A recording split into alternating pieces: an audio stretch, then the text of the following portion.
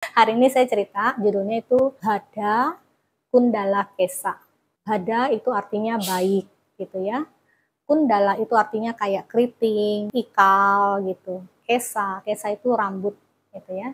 Jadi nama aslinya adalah Bada, tapi karena rambutnya ikal, dia juga terkenal sebagai Kundala Kesa. Ya, rambut yang ikal seperti itu.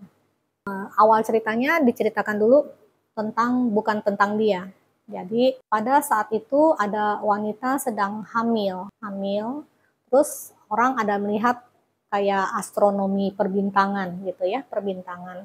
Dia melihat, wah nanti ini bayi yang lahir ini akan jadi orang jahat, katakanlah jadi bandit gitu ya, jadi bandit. Nah, kemudian waktu lahir, ayahnya langsung bawa bayinya ke hadapan raja gitu. Raja, ini anak diramalkan besok besar jadi bandit.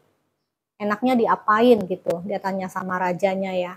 Nah, terus habis itu raja bilang, ya ini kan baru ramalan, belum pasti kan. Gak apa-apalah, dibesarkan saja anak ini gitu. Jangan kita menghakimi dulu sebelum benar-benar ada dia perbuatan jahat kan. Masa langsung dibunuh gitu kan. Nah, akhirnya dibesarkan sama orang tuanya. Tapi memang kadang-kadang ramalan itu ada yang benar, ada yang nggak benar gitu ya. Nah, kebenaran ramalan yang ini benar gitu. Jadi waktu masih kecil pun dia kalau lagi bermain dengan teman-temannya, itu dia suka mencuri barang-barang temannya. Jadi kalau secara psikolog mungkin bahasanya klepto ya, ada kelainan jiwa seperti itu. Dia seneng ngambil-ngambil, mencuri-curi. Nah, itu dari kecil walaupun sudah dikasih tahu sama orang tuanya, nggak bisa hilang.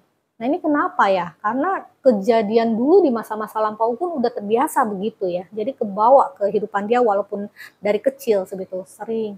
Nah, semakin dewasa dia tidak bisa menghilangkan kebiasaan itu. Sampai akhirnya setelah dewasa dia melakukan kejahatan yang cukup besar dan akhirnya ditangkap, digiring muter kampung gitu ya, sambil diikat, diputar kampung gitu. Nah, pada saat si bandit ini dikiterin di kampung itu, ada seorang putri kaya dari rumahnya gitu, di atas rumah gitu ya, dia lihat ke bawah. Mungkin juga karena karma di masa lampau, pas melihat itu, waktu pandangan pertama itu dia langsung suka sama si bandit gitu. Nah, padahal wanita ini wanita anak orang kaya, anak berada gitu. Terus dia bilang sama orang tuanya, saya mau sama cowok itu gitu. Terus orang tuanya udah bilangin dia, janganlah, dia itu bandit kok. Kamu nanti bagaimana kehidupan kamu sebagai istri dari seorang bandit? Kan gak akan baik gitu. Tapi ya namanya cinta, buta ya kan. Dia gak peduli dilarang. Bahkan dia akhirnya mogok makan sama orang tuanya. Saya nggak mau makan, pokoknya saya mau tolong bebasin lah dia, saya mau nikah sama dia. Akhirnya singkat cerita orang tuanya nggak bisa apa-apa loh, daripada anaknya nggak makan ya kan. Akhirnya disogok lah petugas yang jaga bandit itu, dan akhirnya dibebaskan, kemudian dinikahkan. Sebenarnya waktu saat menikah, karena cewek ini kan sebenarnya dia anak tunggal, semua kekayaan udah pasti jadi milik dia kan, udah pasti juga milik suaminya kan. Tapi ya namanya sakit ya, nggak bisa itu dia hilang. Dia tetap kayaknya nggak puas gitu. Saya walaupun punya ini, tapi saya punya jiwanya mau curi. Saya jiwanya mau bikin jahat gitu. Nah akhirnya dia terpikir cara gimana ya dia mau jahatin nih istrinya ini kan. Terus akhirnya dia bohong loh sama istrinya. Saya ada perjanjian katanya di gunung sana. Ada perjanjian, makanya saya sama ini kalau walaupun berbuat jahat bisa selamat gitu ya, katakanlah. Ayo, kamu ikut saya, kamu kan istri saya. Kamu pakai perhiasan-perhiasan terbaik kamu ikut saya. Kita ada pergi melakukan persembahan ke gunung gitu ya. Nah, akhirnya karena dia kan percaya ya, karena baru cinta ya, namanya pengantin baru gitu ya. Nah, dia ikut loh ke gunung sana, ya kan pergi ke sana. Sampai di sana itu deket jurang ya atau tebing ya. Jadi di sini dataran ini udah langsung kosong gitu ya. Nah, di situ dia langsung kayak menggertak gitu ya sama istrinya. Ayo berikan semua perhiasan kamu ke saya. Istrinya bingung, dia baru tersadar.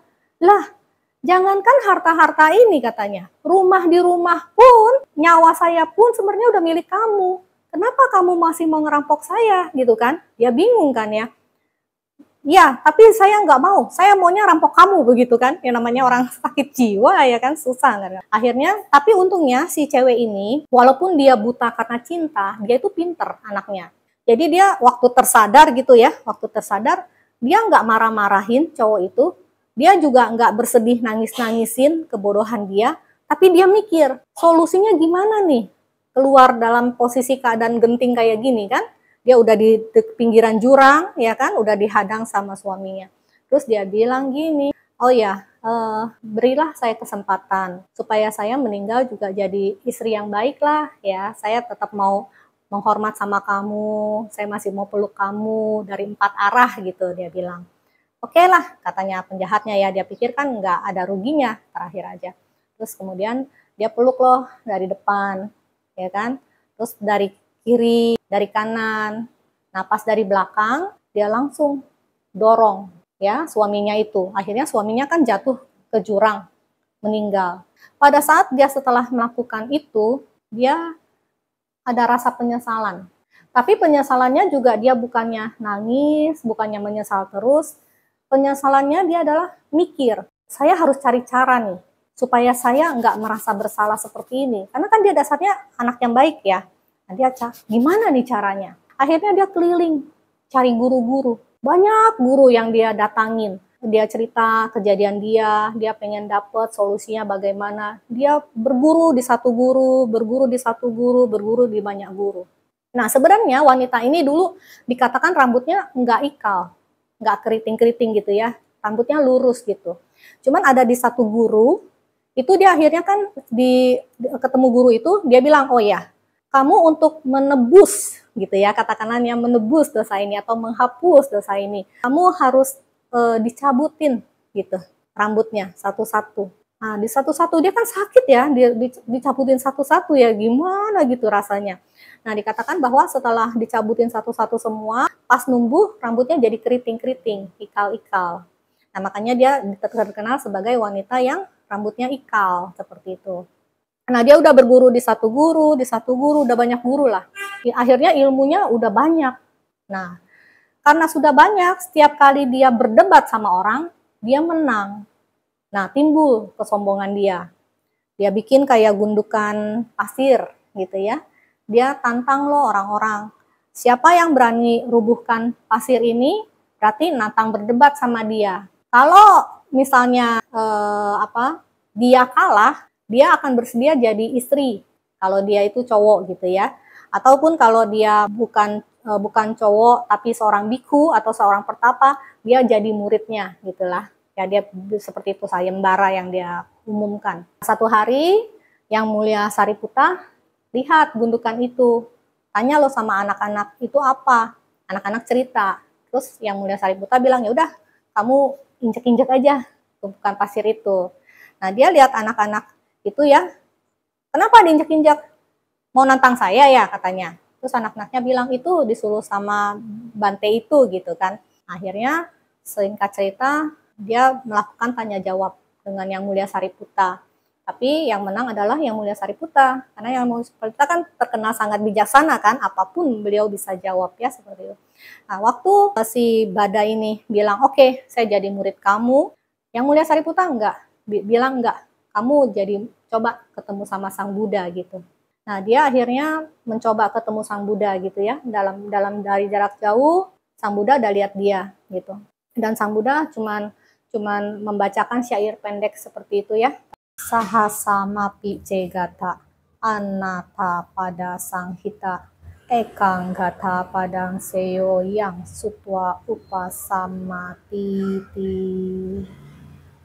Ya, ini yang dikatakan Sang Buddha artinya kurang lebih adalah daripada 1000 syair yang tak bermakna, lebih baik mendengar satu syair lalu menjadi damai. Nah, pada saat mendengarkan syair itu, karena dia kan sudah banyak ilmu-ilmunya, dia pun langsung bisa jadi arahat. Ya, hebat ya. Kadang-kadang kita nggak bisa tahu ya, kita punya batin, kesiapan batin seperti apa ya. Kita dengar cerita begini aja nggak bisa-bisa ya. Dia cuma dengar kata gitu, dia bisa tercerahkan. Padahal pernah membunuh juga. Tapi juga niat membunuhnya itu kan dia bukan untuk membunuh ya, untuk menyelamatkan diri sendiri ya, itu batinnya. Nah itu kadang-kadang perjalanan karma kita nggak tahu ya hasilnya ya. Tapi kalau udah menjadi arahat kan sudah, karma-karma pun menjadi ahosi kan ya. Maksudnya karma yang untuk sebagai terakhir kembali ya. Tapi tetap kadang-kadang kayak yang mulia Mahamogalana, ya kan? Karena kejahatan di masa lampau pun meninggalnya juga dengan tragis seperti itu ya. Yang mulia Agulimala juga. Kita sebagai umat biasa, ahosikama juga ada. Ahosikama kenapa?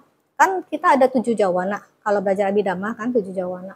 Kalau di jawana 1 itu kan berbuahnya di kehidupan ini gitu. Ya kan? Kalau dia nggak berbuah di kehidupan ini, jadi ahosikama loh. Semua kama-kama yang sebenarnya berpotensi berbuah di kehidupan ini nggak akan kita bisa bawa di kehidupan akan datang. Kalau di jawana 1. Jawana 7. Itu potensinya di kehidupan yang akan datang. Kalau nggak berbuah, ahosi juga. Nah, sedangkan 2-6 ini yang kita nggak tahu ahosinya kapan. Gitu.